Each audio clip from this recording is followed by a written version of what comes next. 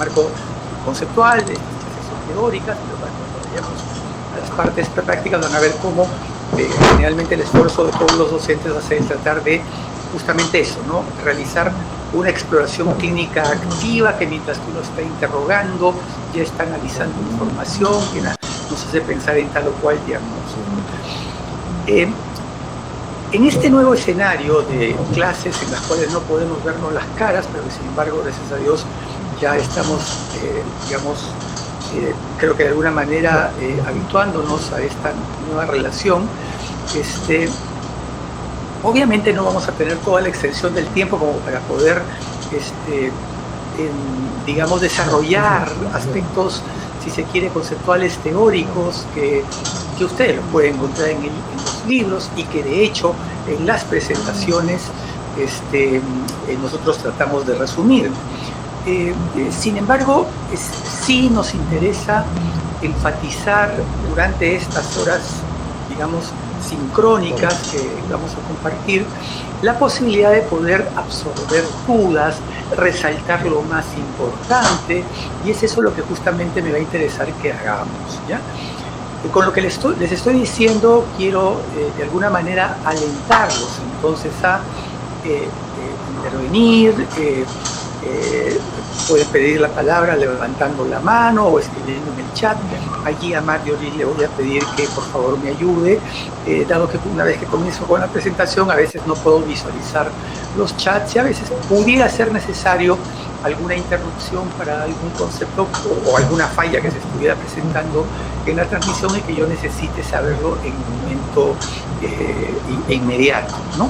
De lo contrario, yo voy a hacer altos, ¿no?, en 2 o 3 momentos de la sesión del día de hoy, con el objeto de un poco escuchar vuestras retroalimentación, vuestras dudas, vuestras preguntas, o eventualmente preguntarles para ver si en realidad están siguiendo lo que estamos conversando. Yo sé que no podemos obligarlos a ello, sin embargo, sí podríamos invitarlos a los que puedan, cuando, digamos, intervengan, puedan prender su cámara, repito, si es que tienen la posibilidad de hacerlo. A veces pueden haber dificultades con la cámara o con el propio audio, en cuyo caso por el chat simplemente nos avisan para que entonces a través de, digamos, el visto o la alerta de Marjorie podamos pasar a otra persona para recoger la información o trazar, digamos, esta relación de digamos, aprendizaje constructivo, que es de lo que estos medios nos invitan a realizar de una manera especial. ¿Ya? Entonces, ese es el marco contextual, ¿no? Vamos a dar inicio a la sesión del día de hoy. No sé si hay algún alcance, alguna interrogante que quisieran trasladarme. Doctor Kenneth Alaña se unió. Eso nomás quería comentarle. Perdón, Miriam. Que el alumno Kenneth Alaña ya se unió. Eso nomás quería avisar. Kenneth Alaña ya ingresó, correcto. Todavía no ingresa ni Paul Contreras ni tampoco Claudio Intimaita, ¿es correcto? Sí, doctor. Ok, correcto. Entonces, comenzamos con la clase de hoy que, como ustedes han podido ver, trata sobre un grupo de patologías que de alguna manera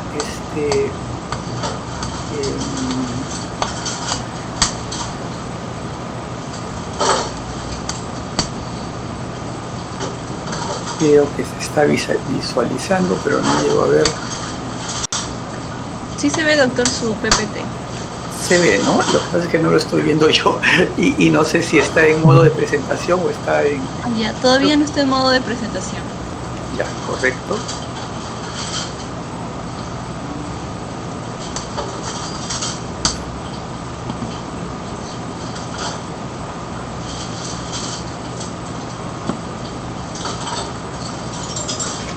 ¿Solo debe darle, doctor, F5?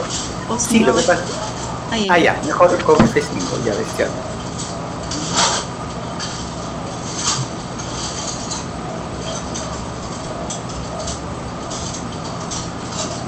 O si no, abajito hay un botón, al lado de donde está el zoom, por así decirlo.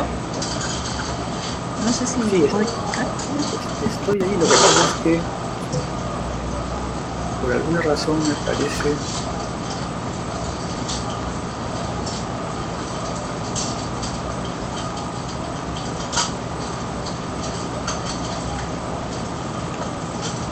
Ahora sí, ¿verdad? Sí, doctor, ya está presentando.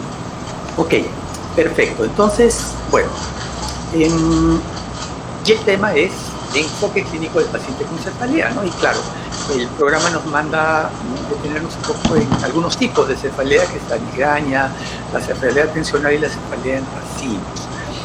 Sin embargo, y por eso es que les pasé digamos, una especie de un pequeño casito de introducción, puesto que ustedes se preguntarán por qué 2 sesiones inclusive para hablar de cefalea, cuando en el mejor de los casos la cefalea es un síntoma, o bueno, si quisiéramos ir un poquito más allá, podríamos hasta reconocerlo como un síndrome, pero la verdad de los hechos es que la cefalea, y como lo vamos a ver en el curso de esta sesión, es digamos, un problema que obliga a que muchas personas puedan acudir a vuestras consultas, se dediquen o no se dediquen a la neurología. Y es, como van a ver ustedes, muy importante que podamos ubicarnos frente a este tipo de problemas de salud y adoptar una suerte de estrategia clínica, y es por eso que el título de la sesión la hemos planteado de esa manera, enfoque clínico del paciente con cefalea, con el objeto de poder, digamos,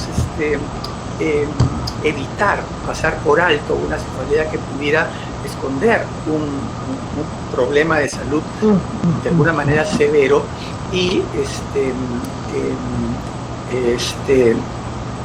permitir que los pacientes puedan ser adecuadamente detectados y no perjudicados por una omisión de un Entonces, en ese sentido, el caso que se les presenta hablaba de una mujer de 20 años con un dolor de cabeza de 4 meses de evolución, intenso, pulsátil, ¿no?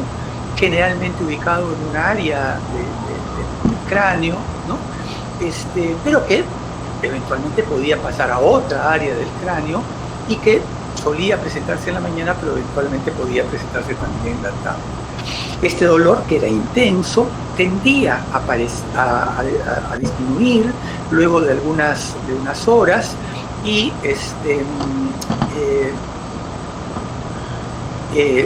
claro, ciertamente previamente se generalizaba y se acompañaba de náuseas, incluso vómitos, molestias a la luz y al color. Y este dolor solía durar 4 a 6 horas, se presentaba en intervalos de cada 7 a 15 días y se aliviaba después de que el paciente vomitaba. Normalmente cuando nosotros interrogamos a un paciente, recogemos información sobre su dolor de cabeza.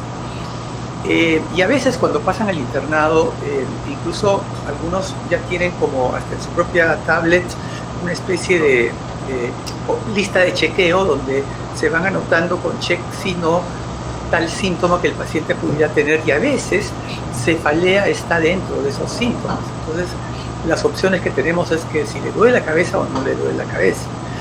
Y claro, cuando el dolor de cabeza es parte de una gran enfermedad que pudiera cursar con, qué sé yo, erupción a la piel, fiebre, tal vez podría ser un síntoma que no requiera mayor detalle, pero como van a ver ustedes, no hay una, sino hay varias patologías cuya única sintomatología es el dolor de cabeza, y que incluso cuando pasamos al examen, luego de un minucioso examen físico y neurológico, el examen termina siendo negativo. Entonces, ¿cómo orientarnos frente a qué tipo de cuadro clínico, qué patología podría estar detrás de esta cefalea que el paciente nos ha relatado? Pues prestando atención a las características del dolor, en qué momento se presenta, etcétera, etcétera. Y ese es el objetivo de la sesión de hoy y también de la de mañana. Entonces, quisiera preguntarle a Kenneth, a la niña que acaba de incorporarse, hemos tenido este caso, digamos, ya a la vista. ¿Podrías comentarnos qué sospecharías? ¿Cuál sería tu sospecha diagnóstica frente a este paciente?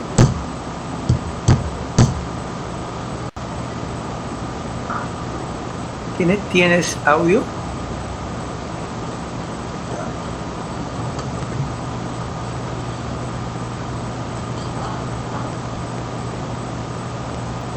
No te escucho, Kenneth. Marjorie, ¿hay dificultades con Kenneth? Sí, doctor, creo que no se le escucha. Ok, Santiago Alarcón.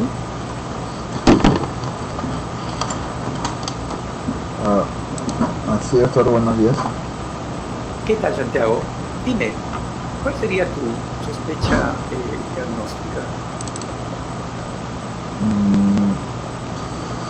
Bueno,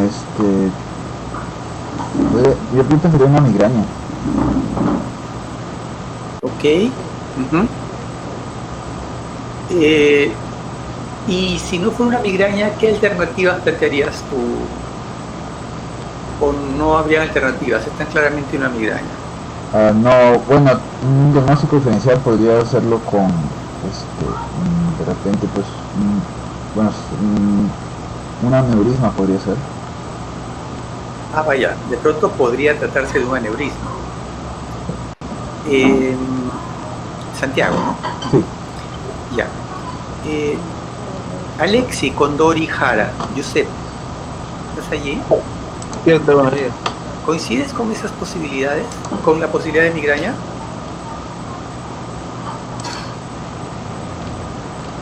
Bueno, podría retroceder una diapositiva, por favor.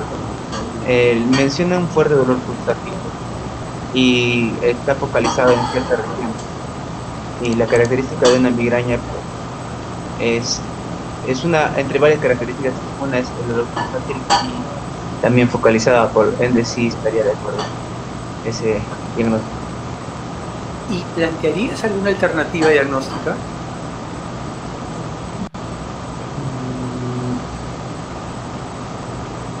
Solamente es dolor, puede ser algún otro tipo de problemas con algún problema, alguna neuralgia, la neuralgia del trigémino probablemente, o algo asociado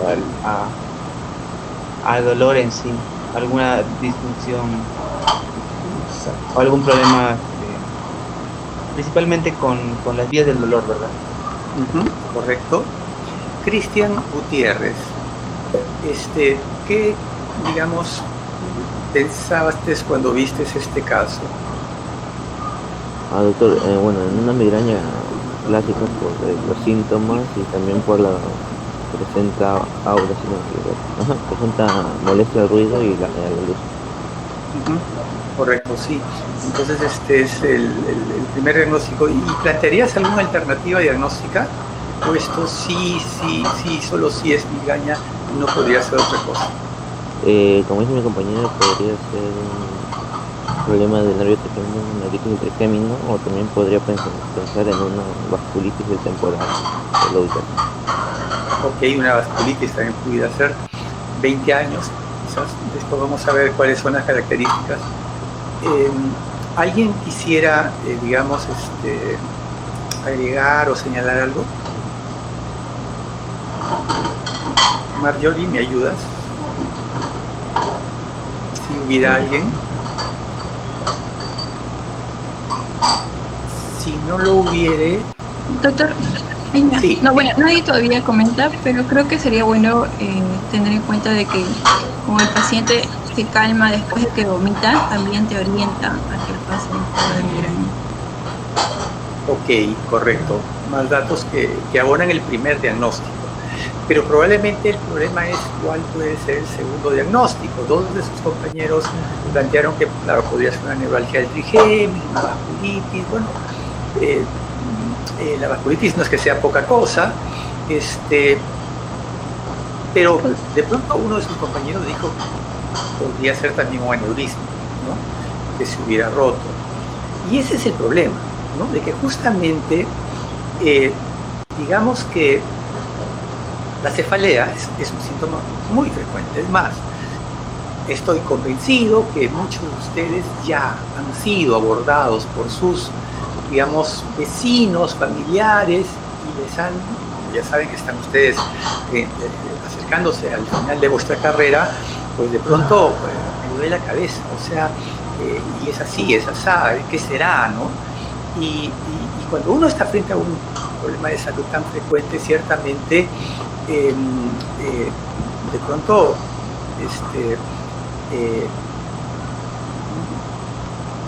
miren ustedes, se señala que el 25% de la población sí, podría requerir incluso de consultarnos. Nos sentimos tentados a dar una respuesta que para el caso de los dolores de cabeza que tienen varios meses de duración, un 90% de ellas son de naturaleza primaria, es decir, no obedecen a un tumor, a un aneurisma, a una meningitis, y por ende tenemos 9 de 10 posibilidades de acertar si le decimos, no te preocupes, o sea, tómate una aspirina y no va a pasar nada. Mientras son estudiantes de medicina tienen todo el derecho de equivocarse, pero cuando están sentados en un consultorio de la Seguridad Social o del Ministerio de Salud y los pacientes pasan y como tienen premura de tiempo, cuando alguien viene y se siente y les dice, me duele la cabeza y es de este tipo, y ustedes dicen, esto es una migraña, y le dan su pastilla y lo largan, si bien es cierto, tienen 9 de 10 posibilidades de acertar, tienen una o de 10 posibilidades de equivocarse. Y el error podría ser que no sea una migraña, sino, como dijo su compañero, un aneurisma que se hubiera roto. Entonces, ¿cómo podemos nosotros distinguir una cosa de otra? ¿Cómo podemos nosotros alertarnos, digamos, qué mecanismos tendríamos para poder decir, cuidado, esta es una alerta para decirme que esto que típicamente parece una migraña, en realidad no lo es, ¿no? Es cierto, esto en general en las migrañas, 1 de cada, digamos, 10 pacientes con dolor de cabeza obedecen a un problema orgánico cerebral y 9 a cefaleas primarias, esto es migraña, cefalea tensional, es decir, aquellas que no tienen detrás un proceso orgánico que las sustenta. Pero cuando hablamos de cefaleas crónicas y recurrentes, el porcentaje disminuye, ¿no? Prácticamente 99, 98 de cada 100, pues, de las crónicas son, digamos, de carácter primario, y solo 1 a 2% son de carácter orgánico intracraneal. Y reitero, eso nos lleva a sentirnos muy seguros de decir, no se preocupe, pase el siguiente, tome esta medicina. Sin embargo, eso es cierto, como lo dicen, un 99% de los casos, 98% de los casos, pero existe ese 1 o 2% que no es irrelevante, donde ese dolor de cabeza que se presenta en un paciente con cefalea crónica y recurrente puede verse una cefalea primaria. Esta primera pista, esta primera estrategia diagnóstica nos plantea cómo orientarnos digamos, para enfocar al paciente, digamos, desde el interrogatorio, simplemente por el motivo de la consulta.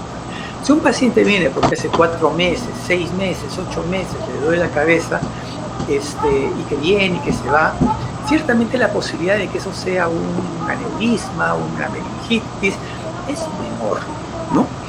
Y en esos casos, estas cefaleas probablemente van a ser cefaleas primarias hasta que se demuestre lo contrario. Sin embargo, cuando viene un paciente que dice, doctor, vengo porque hace 2 días estaba yo viendo televisión, viendo un partido de fútbol y de pronto, caramba, mi equipo perdió y me vino un dolor de cabeza muy fuerte y no me pasa. O sea, son 2 días que tengo el dolor, no puedo dormir. Frente a esta cefalea severa, aguda, el abordaje debe hacernos pensar en una cefalea secundaria hasta que se demuestre lo contrario. Y esto es, digamos, de alguna manera las pautas generales. Sin embargo, y esto es lo que quiero enfatizar, nada impide que un paciente que tenga cefalea recurrente, crónica, desde hace 2 años, que viene, que se va, que dura dos o 4 horas y que después se presenta a las 2 o 3 semanas, tal como el caso de la chica que digamos, ha introducido la presente discusión, y que sin duda tiene una migraña probablemente, pero nada impide que sí, ese dolor de cabeza que se ha presentado hace 2 días y que lo ha traído a la consulta y que la paciente nos dice este dolor, no, sí, doctor, yo siempre sufro de dolor de cabeza, pero esta vez no me pasa, cuidado, esa paciente, o sea, el hecho de ser migrañosa no impide que pudiera tener, al igual que ustedes o yo mismo, un aneurisma que hasta que no se rompa no va a dar sintomatología. Entonces, cuidado, ese 1 o 2% de población que, si es que no estamos atentos, si nos quedamos simplemente en el relato de que, no, es una típica migraña, hace 4 años que le viene y se va, claro, esta vez está durando más, pero seguramente porque, qué sé yo, estás tensa, estás preocupada, ¿cómo no va a estar tensa si es que no le pase el dolor de cabeza 2 días, o porque estamos en el caso actual en medio de una pandemia que le impide salir a la calle o que le ha llevado inclusive a perder el trabajo? Entonces, cuidado. Es muy importante que, si bien es cierto, esta es una primera pista diagnóstica, de enfoque diagnóstico, esto no es una regla absoluta, sino simplemente debe orientarlo como un primer abordaje. Otro elemento es el patrón temporal. Este es el típico patrón de la migraña. Para quienes hicieron semiología en el Carrión, recuerdan esta lámina, bueno, de hecho está en nuestros textos, creo, no recuerdo una medicina interna, creo. Esta es la típica migraña. Viene fuerte, dura 2-4 horas, se va. Y puede estar 15 días sin dolor y después de nuevo viene y se va. Típico patrón de migraña, ¿no? Cada 2 semanas, ¿no? Y en este plan puede estar 3 años, 5 años, desde que era joven, doctor. Yo tengo ahorita 27 años y desde que tenía 12 me comenzaron estos dolores. Obviamente, un dolor que un paciente lleva 15 años, difícilmente va a ser un tumor cerebral, ¿no? O una meningitis, ¿no? Y si viene y se va, probablemente este patrón temporal nos diga, esto es una migraña. La cefalea tensional, lo vamos a ver en un momento, puede durar también 4 meses, 6 meses, 1 año, pero no se da en picos tan altos, sino como que se queda, no termina de irse, ¿no? Y un paciente puede decir, bueno, hace 3 meses, doctor, que me duele la cabeza. ¿Y cuánto se presenta? La verdad, todos los días, a veces un poco más unos días, otros días menos, a veces más en la noche, pero en realidad no se ha ido. Pues esto nos hace pensar en una cefalea tensional. Existe la posibilidad de que las cefaleas migrañosa y tensionales se mezclen, y esto es lo que se denomina cefalea tensional con migraña, en fin, existe más de un nombre que define esta cefalea mixta, si se quiere, y que obviamente tiene que ser identificada porque el tratamiento de migraña pura no es suficiente y el tratamiento de cefalea tensional pura tampoco es suficiente. La cefalea en racimos, que vamos a hablar al final, y bueno, la neuropatia del trigémino que señaló uno de sus compañeros. Hay cefaleas crónicas que pueden tener un patrón temporal de este tipo, ¿no? Doctor, hace 3 meses que me duele la cabeza, no se ha ido, ¿no? Pero a diferencia de esta, ¿no? En este caso, cada vez me está doliendo más. Este patrón incremental de una cefalea que puede durar 2 o 3 meses puede hacernos pensar en una lesión intracraneal, un tumor, una hidrocefalia, un hematoma cerebral, etc. Entonces, el motivo de la consulta, agudo, crónico, el patrón temporal, son elementos que nos orientan a qué tipo de patología puede estar detrás de este orden. Y algunas características, esto también es semiología, localizadoras, ¿no? Por ejemplo, típicamente la migraña es, como lo decía el caso que nos introdujo, una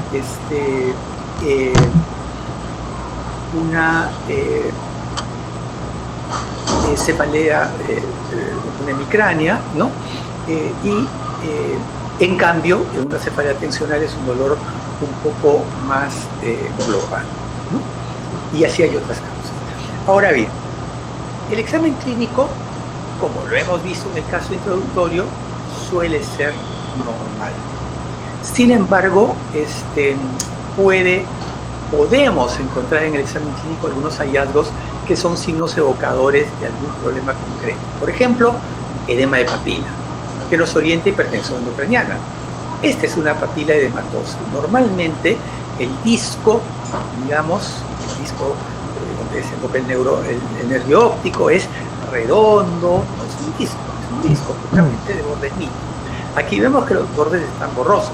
Es más, las venas están ingurgitadas, las arterias están adelgazadas, ¿ya? Y incluso hay algunas hemorragias. Es así como se ve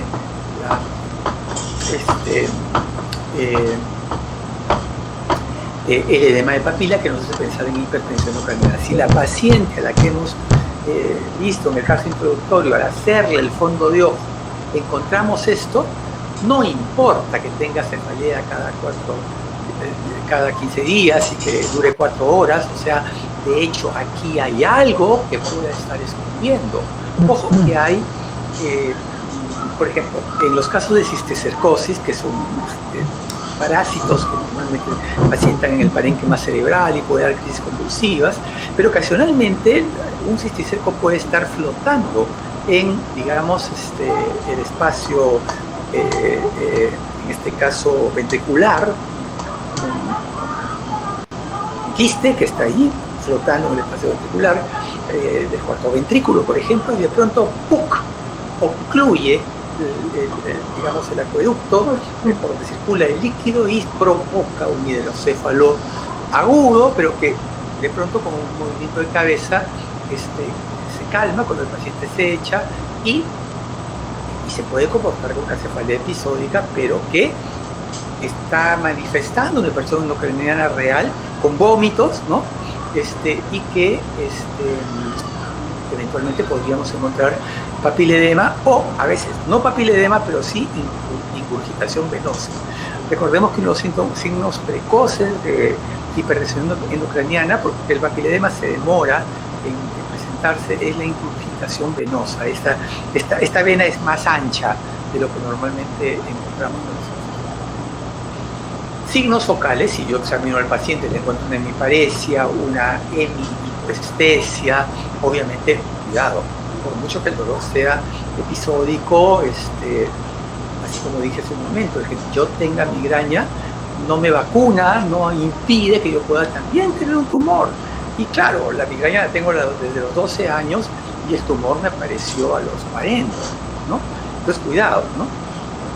Si encuentro rigidez de nuca, cuidado, puede ser una meningitis, una hemorragia subaracnoidea, soplos craneales, hemorragias retiniales, arteria temporal engrosada. Este es un tipo de vasculitis que se llama arteritis temporal, que se da en personas mayores, generalmente 50, 60 años. Curiosamente, se comporta como una hemicrania también, pero que allí podemos hasta palpar el vaso sanguíneo, la arteria temporal propiamente dicha, y al palparla de pronto duele, ¿no?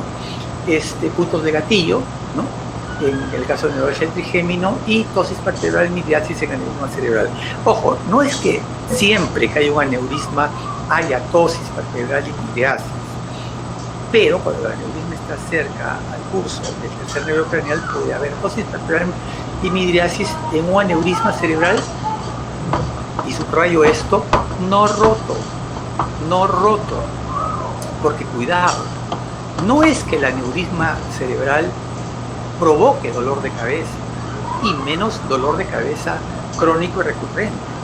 Yo puedo tener un aneurisma cerebral durante 20 años de mi vida, y si no se rompió, no voy a dar sintomatología, salvo que esté cerca de un nervio, como el caso de lo que estamos señalando, y que provoque, si está cerca del tercer nervio craneal, tosis vertebral y midriasis.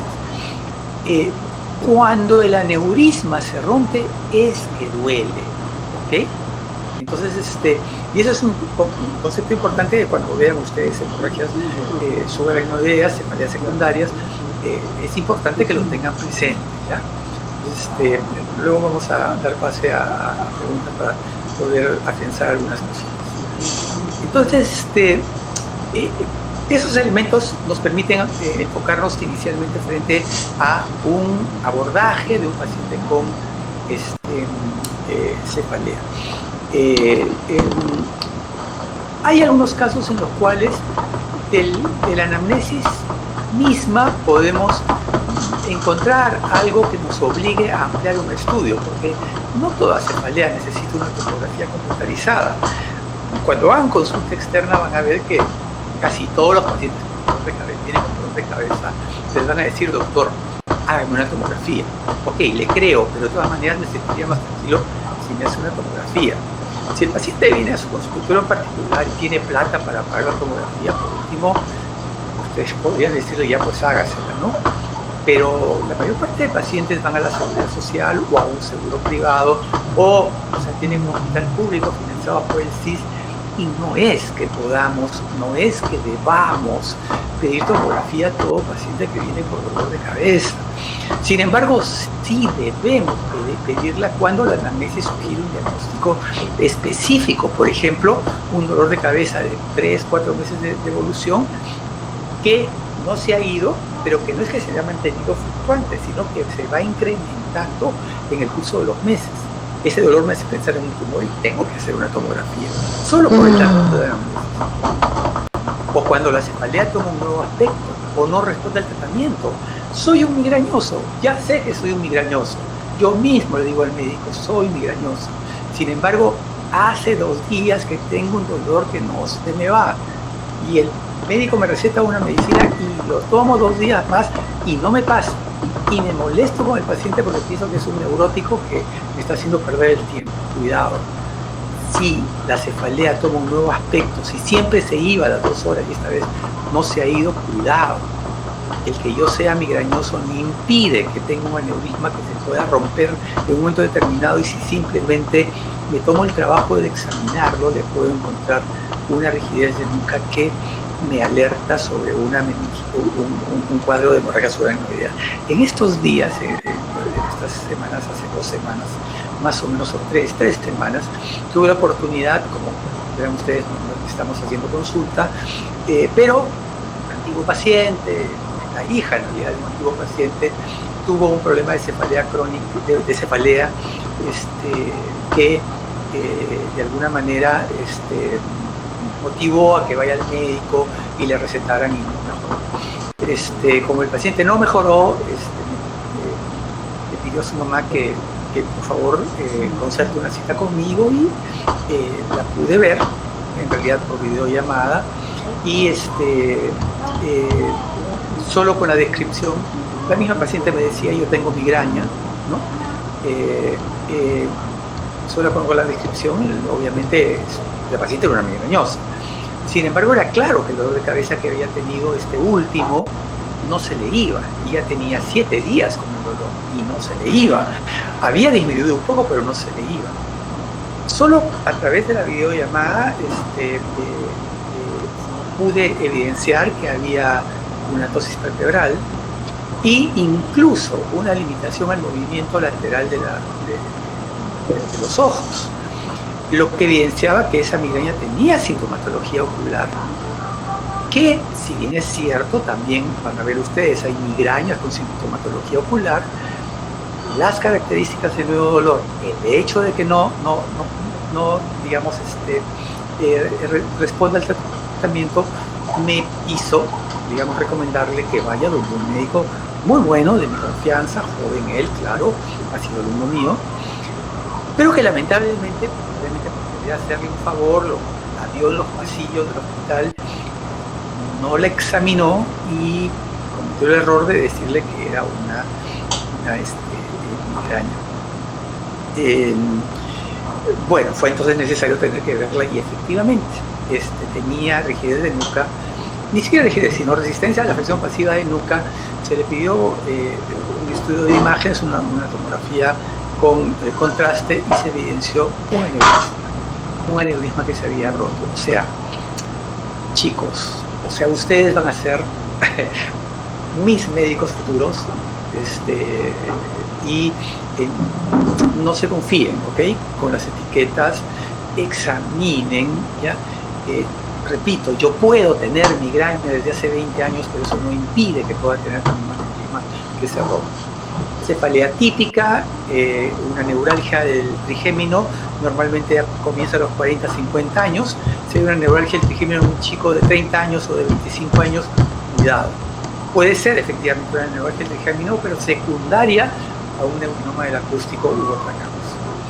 Cuando hablamos de cefaleas, en realidad hay hasta textos que clasifican las cefaleas. De hecho, hay una Sociedad Internacional de Cefaleas que nos plantea una clasificación. Es todo un libro, pero este es un resumen del índice donde vemos que hay cefaleas que se denominan primarias, aquellas que no obedecen a un problema estructural, orgánico, identificable, migrañas, etcétera, y cefaleas secundarias que obedecen a traumatismos craneales, a desórdenes vasculares, a consumo de drogas, a problemas de senos paranasales, obviamente a tumores. Entonces, estos son los elementos que nos presentan cuando hablamos de cefalea en general, ¿ya? Quisiera preguntar en este punto si es que hubiera algún tipo de pregunta, comentario, para que por favor me lo hicieran saber. Doctor, yo tengo una consulta. Giuseppe, dime. ¿A qué se refiere con soplo craneal? ¿Perdón? Soplo craneal. Soplo craneal. Ah, ya. Ok, sí, es verdad. Lo que pasa es que probablemente en semiología ni siquiera les hayan dicho que hagan eso, pero en mis tiempos eso formaba parte del examen clínico. Es decir, así como ocultamos el corazón, ocultamos los pulmones, digamos, la clínica, la semiología francesa nos obligaba a auscultar el globo ocular, el hueco, digamos, mastoideo, ¿no? Con el objeto de y un poco el cráneo en la parte temporal, con el objeto de, digamos, prestar atención si escuchamos un soplo, como el soplo como que escucharíamos, digamos, en el corazón cuando hay una valvulopatía.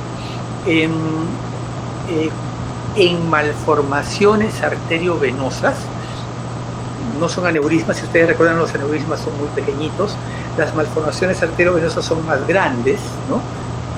Unen venas y generalmente una arteria anómala y se provoca algo que sopla. Entonces, un soplo craneal nos hace pensar en una malformación vascular. Si están en Chumbivilcas, ausculten el cráneo.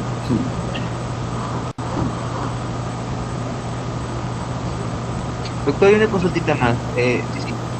Cuando una persona con actividad física empieza en la región facial, ya podría llamarse neuralgia del trigémino.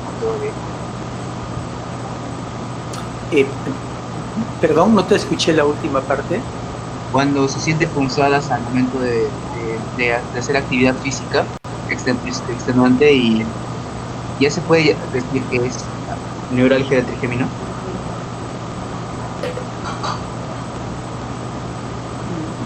No. La neuralgia del trigémino no tiene que ver con la actividad física.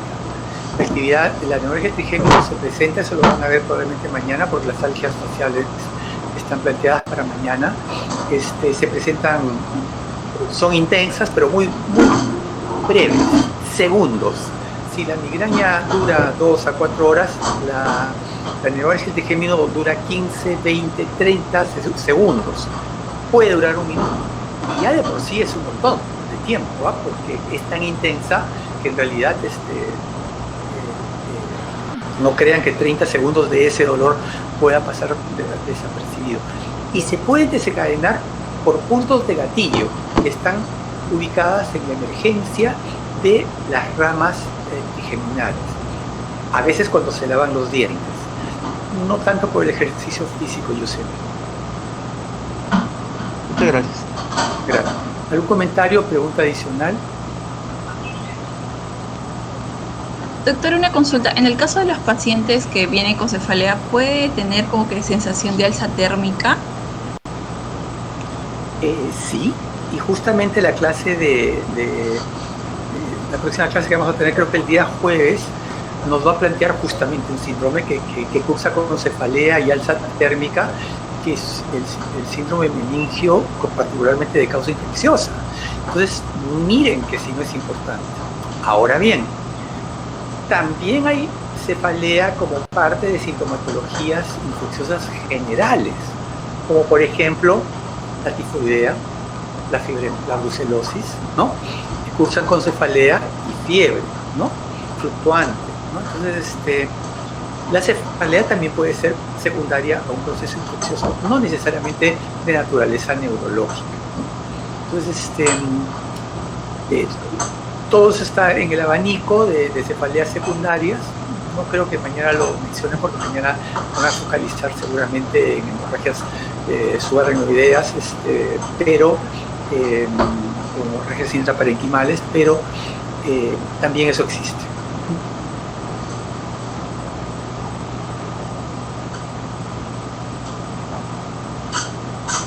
Si no hay más preguntas y comentarios, continuamos entonces, ya refiriéndonos propiamente a lo que es la...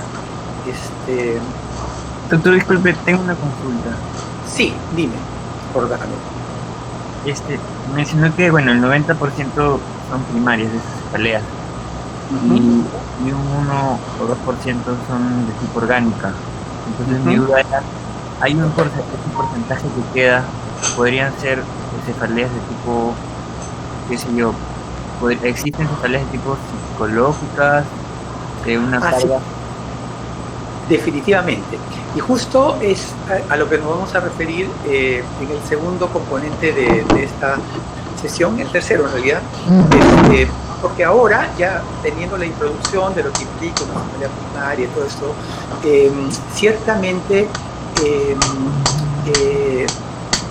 vamos a ver que siendo la migraña probablemente una de las cefaleas primarias más frecuentes, la segunda es la cefalea tensional, ¿ya?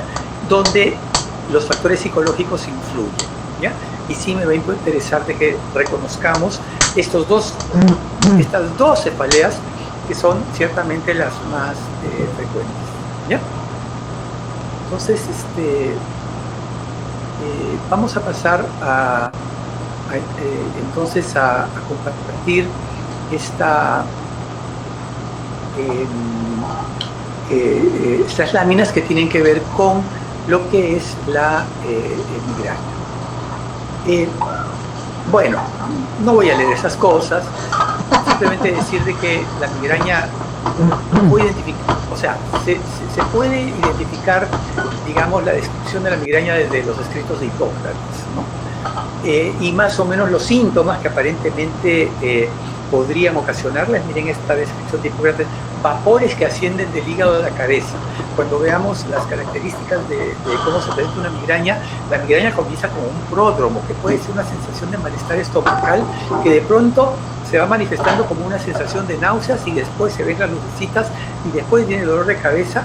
Y miren cómo Hipócrates lo define como vapores que ascienden del hígado a la cabeza y que termina por hacer estallar la cabeza, porque hay vapor dentro de mi cabeza, ¿no? Willis, miren, 1600, habla de congestión y dilatación de vasos sanguíneos, ¿no? En el siglo XVIII de pronto ya se habla de que puede haber algún tipo de intervención de células nerviosas sensoriales. Y ya en el siglo XIX, Moebius plantea, ya en el siglo XIX se hablaba de la epilepsia, de la similitud entre las epilepsias, las crisis de epilepsia, con las crisis de dolor de cabeza. Sin embargo, digamos, la gran discusión era entonces, la migraña es un tipo de epilepsia, y se desencadena por algún tipo de descarga a nivel cerebral. No. Desde la época de Willis se dice que son los vasos sanguíneos, y miren, los vasos efectivamente palpitan. Entonces Moebius pone un punto medio y dice: ambas intervienen. solo que el parénquima cerebral es el patrón y la circulación es el siguiente, es decir, ambos son necesarios para que se produzca la migraña. Pongo estos antecedentes porque las nuevas, digamos, explicaciones fisiopatológicas de lo que ocurre, ya en el siglo XX, Graham y Wolf habla de 4 sucesos dinámicos: vasoconstricción cerebral, que ocasiona las fotopsias; vasodilatación extracraneal e intracraneal, que provoca el dolor pulsátil; inflamación estéril, miren qué interesante esto, y contracción muscular secundaria. Eso que Wolf, en realidad a mediados del siglo XIX, del siglo XX, planteaba, en las nuevas, digamos, explicaciones fisiopatológicas ya se verifica con que efectivamente hay factores desencadenantes. Estoy con sobrecarga tensional, yo soy migrañoso y perdí el empleo, estoy en pandemia, estoy en mi casa. Si antes me daba el dolor de cabeza una vez cada mes, ahora me da uno cada semana. Claro que los factores desencadenantes pueden provocar diseminación cortical, una depresión cortical diseminada, activación del núcleo trigémino y provocar inflamación neurógena que a través de sustancias, sustancia P, neuroquininas, etcétera, el óxido nítrico, provocan disminución del flujo sanguíneo, y esto se puede visibilizar, que se manifiestan por aura en la migraña, y luego esa segunda fase de vasodilatación que va con dolor, donde también hay inflamación neurogénica, ¿no? Y esto es lo que de alguna manera se define hoy como las nuevas explicaciones fisiopatológicas. En esta lámina se describe de manera similar, ¿no? O sea, sí desencadena algo en el cerebro, sí el trigémino interviene, sí, sin duda los vasos terminan dilatándose e inflamándose, ¿no? Y provocando vasoconstricción y después vasodilatación. Esos detalles, finalmente, ustedes van a ampliar si gustan en cada lámina está la literatura. Generalmente van a oír ustedes que Thomas Sanders como un texto de base muy amigable de neurología, está en la biblioteca de San Marcos, en la virtual, texto de 2018, y obvio, sus libros de medicina interna también dan información sobre eso. Las características de la migraña ya las han visto. Resaltar algunas cosas: es más frecuente en mujeres que en hombres, 17% en mujeres, 7% en varones, ¿okay? Más mujeres que hombres padecen de migraña. Sin embargo, y miren estas pistas interesantes, en niños no existe diferencia por sexo. En su mayoría comienza en la adolescencia o en el tercer decenio de la vida. Un paciente que comienza con dolor de cabeza episódico a los 40 años, cuidado, no es la manera de presentación de una migraña. Es raro su debut luego de los 50 años. Suele remitir entre el quinto y sexto decenio de vida. Yo soy migrañoso, he sido migrañoso toda mi vida, como todos los neurólogos, o casi todos los neurólogos. Pilar Macetti, Carlos Florentino, o sea, la mayor parte somos migrañosos porque somos obsesivos, somos minuciosos, exigentes, y eso habla de la personalidad migrañosa, que no es una patología, obviamente, sino que simplemente es una característica.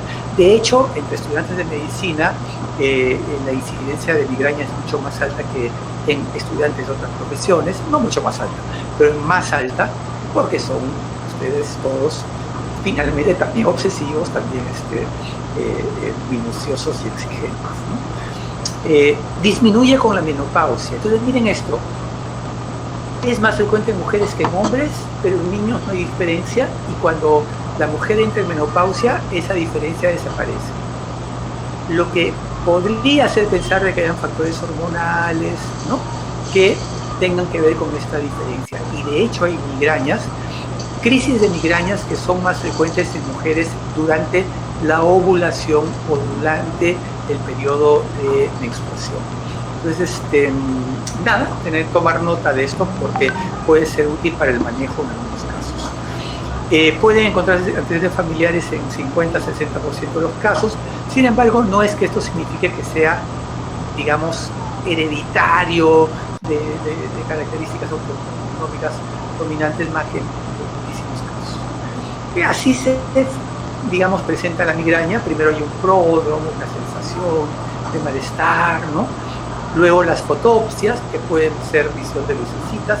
Recuerden que aquí hay vasoconstricción. Luego viene propio el dolor de cabeza, que nos lleva a ocultarnos, ¿no? Cuartos oscuros, porque la luz nos afecta. La música suave nos puede ayudar. Luego nos va pasando y luego ya estamos como antes, ¿no? Duración de 4,72 horas, pulsátil, intenso. Recordar que las crisis de migraña son crisis de dolor, que te tumban, que te impiden hacer las cosas como quisieras hacer. La Sociedad Internacional de Cefalea no solamente clasifica los tipos de migraña, sino que pone criterios para diagnosticarlos, ¿no? Y eso tiene fines fundamentalmente de homologación de información, sobre todo para estudios clínicos en los cuales se quiere comparar tipos de migraña con tratamientos, etc., ¿no? Y los criterios que pone la Sociedad Internacional de Cefalea es, obvio, datos de la historia, exploración, etcétera, negativos, ¿no? O sea, un examen neurológico negativo, y con ataques múltiples, al menos 5, duración de horas de 4,72 horas, 2 de las siguientes características, y miren, unilateral, pulsátil, intensidad moderada, aumenta con la actividad. Solo 2 de estas 4 bastan para ya reunir este criterio. Y una de las siguientes características: náuseas, vómitos o ambos, y fotofobia o sonofobia. Ojo, puede haber fotofobia o puede no haberlo, puede haber náuseas o puede no haberlo. Miren que aquí no se menciona propiamente el aura, ¿no? ¿Por qué? Porque hay diferentes tipos de migraña. Migrañas que cursan sin aura. O sea, hay pacientes que tienen dolores de cabeza episódico y no ven lucecitas y no, ¿ok? Y no deja de ser migraña. Y migrañas con aura, la típica, la visión de lucecitas, pero atípica, que pueden ser prolongadas o pueden ser hemiplégicas. Cuidado con esto. Así como hay visión de lucecitas, pueden haber pacientes que hacen paresia de miembro superior, de un miembro superior o de un miembro superior e inferior, que después pasa, ¿no? Y cuidado, esa aura es igual, sigue siendo un aura porque es transitoria, obedece a que esa vasoconstricción no está tomando arterias retiniales ni zonas occipitales, sino está tomando propiamente arterias, digamos, que irrigan estructuras neuronales que tienen función motora, y así como pueden provocar una isquemia transitoria, pueden provocar un infarto y provocar una hemiplegia. Estos cuadros suelen ser familiares. Entonces, este tipo de migrañas, cuidado, siendo una migraña, tiene la obligación de ser tratada con medidas preventivas, etcétera, etcétera. Migrañas vacilares, etcétera, etcétera, ¿no? Migraña oftalmoplégica, como dije, ¿sí? No estaba mal el doctor que evaluó a mi paciente cuando dijo: sí, no se preocupe, esto se puede presentar como una migraña. Tiene razón, solo que junto a esto había un dolor de cabeza natural, y por eso es que si hubiera echado en una camilla y le hubiera buscado flexibilidad de nuca, se hubiera dado cuenta que era una hemorragia subaracnoidea, etcétera, etcétera. Hay complicaciones de migraña. Una de ellas es el infarto migrañoso, ¿no? Que tiene que ver con lo que hemos señalado anteriormente, pero que también se puede dar en migrañas no necesariamente familiares. Y el otro es el estado migrañoso. Normalmente las crisis duran 4 a 7 horas, pero así como las crisis convulsivas duran pues 5 o 10 minutos, y puede haber un estatus epiléptico que lo sustituye en una emergencia, igual hay pacientes que pueden, por diferentes razones, en muchos casos por abuso de medicamentos contra la migraña, pueden hacer estatus migrañosos, o por abandono de medicamentos contra la migraña, pueden hacer estatus migrañosos, es decir, un dolor de cabeza que se prolonga por más de un día, ¿no? Y esto tiene que ser tratado de una manera diferente. Obviamente, nos entra el diagnóstico diferencial de una crisis no migrañosa, una idea, etcétera, etcétera, ¿no? ¿Cuál es la actitud terapéutica frente a una sospecha de migraña? Hay dos condiciones. Una es cuando son dolores de cabeza de baja frecuencia. Doctor, me duele la cabeza cada 15 días, cada 20 días. Ahora que estoy con esto de la pandemia me está viniendo más seguido. Entonces, ciertamente no es fuerte, pero bueno, gracias a Dios no es que me impida, digamos, trabajar, ni mucho menos, pero entonces, cuando esto ocurre, siempre vamos a tener que decirle al paciente, doctor, señor, cuando le venga el dolor, usted tiene que reposar, de preferencia tiene que aislarse, si puede dormir un rato sería ideal, o si no simplemente echarse a la cama, apagar las luces. Esto ayuda a calmar la crisis siempre, ¿ya? Y en algunos pacientes basta, pero la mayor parte de pacientes no basta y entonces se le dice, si el dolor, a pesar de que usted está descansando, no calma o se lo ve muy intenso, tómese un analgésico, como por ejemplo paracetamol o aspirina o naproxeno, un antiinflamatorio no esteroideo, o antieméticos funcionales. Entonces, este es el manejo de las crisis de baja frecuencia o de baja intensidad. Pero, digamos, un elemento que tenemos que visibilizar en migraña es que no solo debemos tratar el dolor que se presenta, porque si, y eso es una característica de la migraña, si mi migraña se presentaba cada 15 días o 20 días y de pronto ahora se me está presentando una vez por semana o cada 5 días, cuidado, algo me está descompensando. Y recordemos que hay factores desencadenantes, puede ser el estrés, puede ser la falta de sueño. Por tanto, siempre cuando diagnostiquemos a un paciente con migraña, tenemos que darle el tiempo para explicarle, señor, lo que usted tiene aparentemente es una migraña, no se preocupe, esto no es peligroso, pero sí es un cuadro que de alguna manera lo predispone a tener dolor de cabeza con cierta regularidad, y hay algunas cosas que suelen desencadenar el dolor de cabeza, y por tanto usted tiene que buscar evitar esas cosas, es decir, usted tiene que tener medidas preventivas generales para evitar que el dolor de cabeza se le presente. Por ejemplo, evitar los factores precipitantes. ¿Qué factores precipitantes hay? El estrés, ¿no? Yo entiendo, estamos en pandemia, perdió su trabajo, ok, pero tiene que tratar de pensar más en positivo. Es más, eventualmente tomes esta pastillita, le va a ayudar a estar más tranquilo, a dormir, porque necesito controlar la ansiedad, porque la ansiedad puede provocar dolor de cabeza. Hay factores precipitantes que pueden estar relacionados también a ciertos alimentos o a la no ingesta de alimentos. Un paciente con migraña tiene que cuidar su alimentación.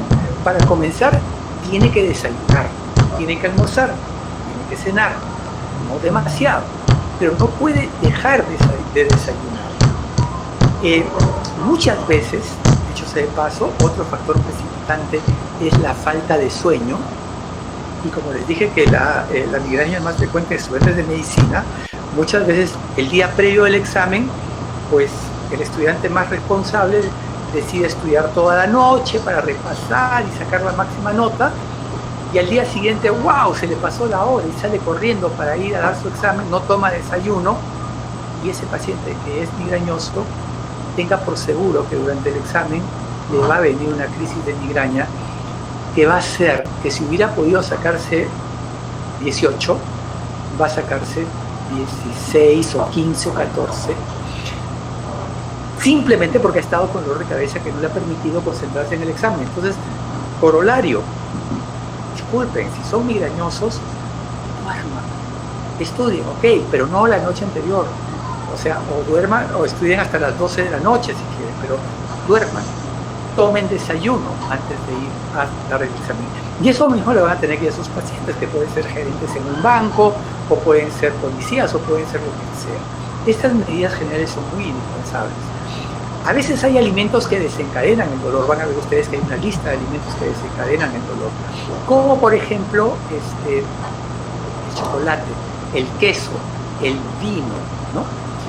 Entenderán que para quienes dije que los neurólogos éramos migrañosos y generalmente los neurólogos solemos durante nuestra preparación viajar a Francia para hacer nuestro posgrado. Tanto Pilar, Carlos Centino y yo hemos hecho posgrados en París, y obviamente no tomar vino, no comer queso es algo imposible para un neurólogo, y gracias a Dios, si bien es cierto al principio nos daba dolor de cabeza, ya no nos da dolor de cabeza. Bueno, yo ya tengo 60 años, por tanto ya la migraña se ha ido, pero lo que les quiero decir es de que no necesariamente tenemos que ser tan compulsivos, es decir, a una persona que ama el vino, su copita semanal o sus 3-4 copitas semanales, no tome vino, puede que lo tome, pero sí decirle, si usted come chocolate, o toma vino, o come queso,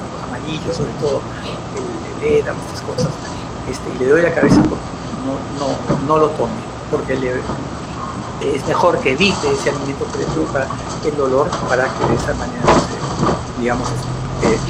esté sufriendo con el dolor. Y relajación muscular, hay técnicas de hecho de relajación muscular, ¿vale?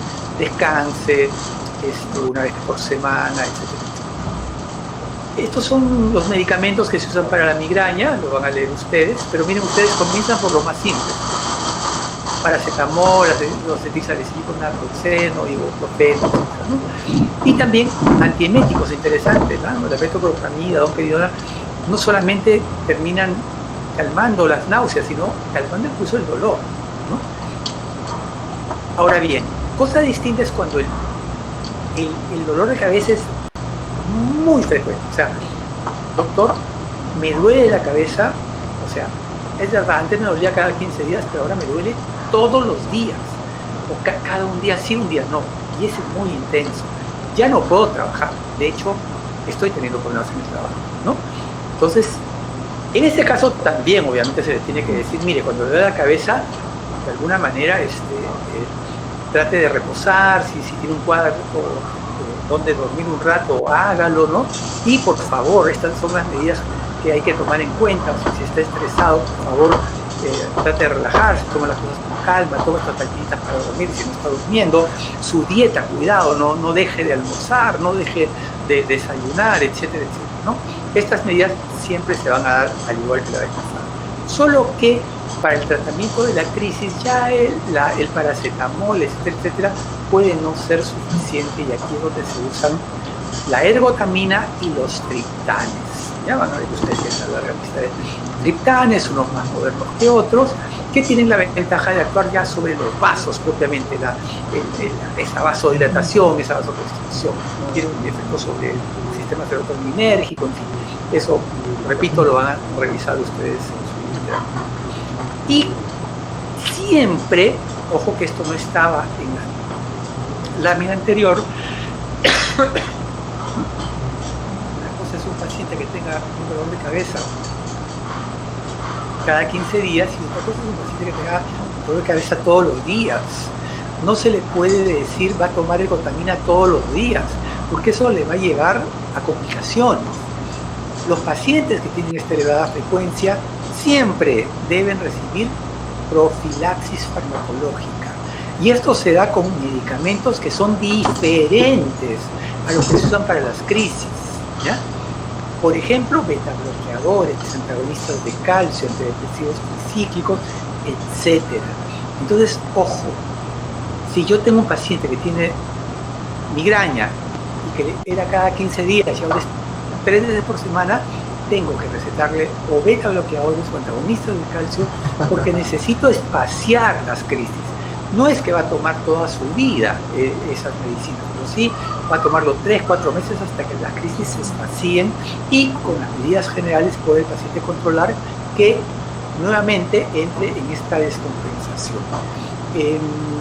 No tiene sentido en un paciente que tiene cada 15 días un dolor de cabeza leve darle beta bloqueadores, antagonistas de calcio. Por eso es que en la lámina anterior no se colocaba la profilaxis farmacológica. Estos son los ergóticos y los triptanos, mecanismos de acción, etcétera, etcétera. Y estos son los medicamentos que se usan como preventivos para la migraña. Propanolol, metoprolol, ¿no? Ojo que también a veces hay anticonvulsivantes que pueden ser utilizados para la migraña como preventivos. Les dije que hubo una época en que la migraña se consideraba un equivalente convulsivo. Eran pacientes que encima, cuando les hacía un electroencefalograma, se les encontraba alteración del ritmo eléctrico cerebral y se decía, uy, este paciente tiene un equivalente convulsivo. Y se les prohibía, digamos, ingresar a la marina, al ejército. Esto hoy ya no se acepta, pero sí es verdad de que existen casos de pacientes con migraña, con alteraciones en el electroencefalograma, que solo cuando reciben anticonvulsivantes mejoran. Y otros que aún sin tener alteraciones del ritmo electrocerebral, también pueden mejorar con algunos anticonvulsivantes. No solamente con valproato, sino con gabapentina, topiramato, que dicho sea de paso también se utilizan para dolor crónico, que no tiene nada que ver con la epilepsia. Antagonistas del calcio, como la flunarizina, ¿no? Esto lo utilizo mucho para el tratamiento, o verapamil, etc. Hay medidas no farmacoterapéuticas, control de desencadenantes, dietas, etc. Aquí están los alimentos que provocan migraña, aquí están los medicamentos que provocan migraña, hay aspectos psicológicos, ansiedad, depresión provocan crisis, y privación o exceso de sueño. Ojo, dijimos no dejen de dormir, pero tampoco duerman 12 horas, ¿no? Porque también eso provoca dolor de cabeza y con migraña, eso lo saben. La menstruación en algunos pacientes lo provoca, ¿ya? Entonces, esto es lo que propiamente en esta primera parte quisiera señalar un alto antes de entrar a cefalea tensional, para que por favor me alcancen sus dudas, comentarios en este punto. Buenas tardes, doctor. Sí, doctor, mi duda era en cuanto al tratamiento farmacológico de la migraña. En primera instancia, por ejemplo, se le da paracetamol, ¿no? Pero usted mencionó que en caso de la migraña sea diariamente, se le podría agregar un beta bloqueador, ¿no? Mi duda es si se le añade paracetamol más beta bloqueador o solamente es el beta bloqueador. ¿Y por qué se utiliza el beta bloqueador en este caso de la migraña? Ya, cuidado. Los beta bloqueadores forman parte de los medicamentos preventivos de la migraña, es decir, se utilizan cuando las crisis de migraña son tan frecuentes que no basta con darle un calmante del dolor, ¿no? Si yo soy migrañoso y me daba cada 15 días y ahora me da 3 veces por semana, de pronto un día sí, un día no, entonces necesito espaciar, y para eso le doy el beta bloqueador, para espaciar. Es más, se da, por ejemplo, la flunarizina se da una vez en la noche. Ojo, la flunarizina no calma el dolor, el beta bloqueador no calma el dolor. O sea, no sirve para calmar el dolor, sirve para espaciar las crisis.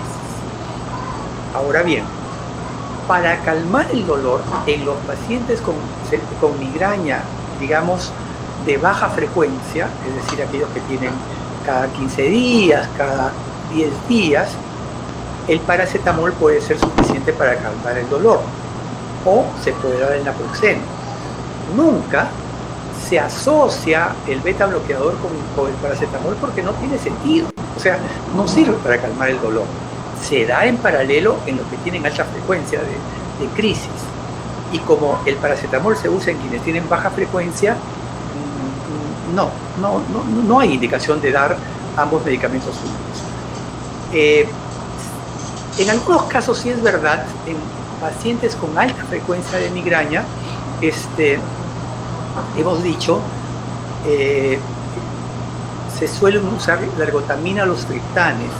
Sin embargo, hay algunos pacientes que pueden responder, por ejemplo, al naproxeno, que es un antiinflamatorio no esteroideo, o eventualmente algunas asociaciones de paracetamol con aspirina, y claro, en ese caso se utiliza para el dolor ese medicamento, pero repito, no en asociación con el beta-bloqueador. Son dos cosas distintas, son dos tipos de medicamentos que se usan para funciones distintas. No sé si está claro.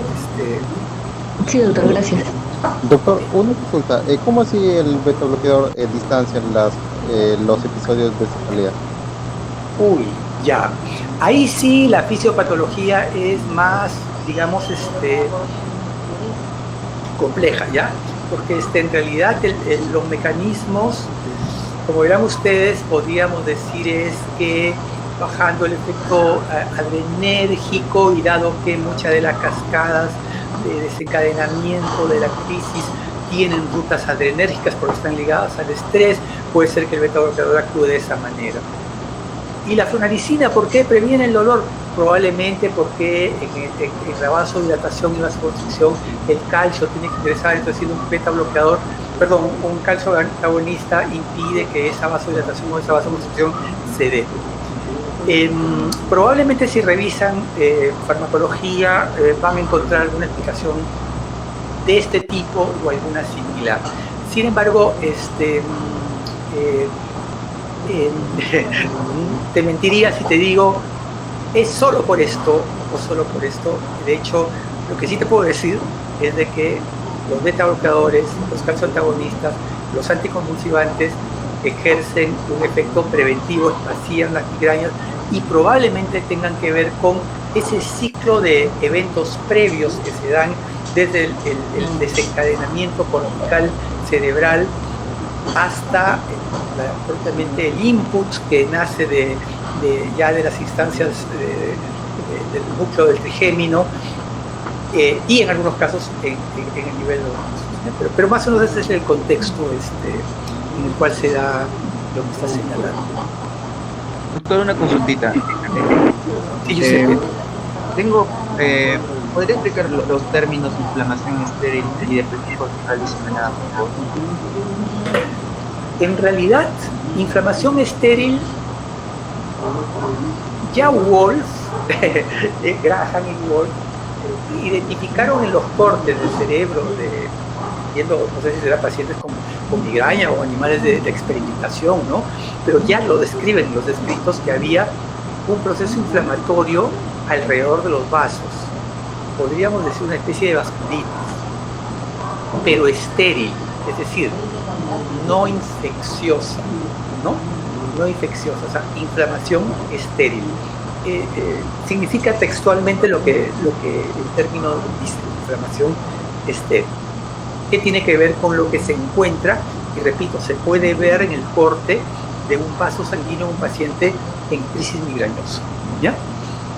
Ahora, depresión cortical difusa o diseminada está dentro de los mecanismos mediante el cual, digamos, se ejerce el efecto disparador de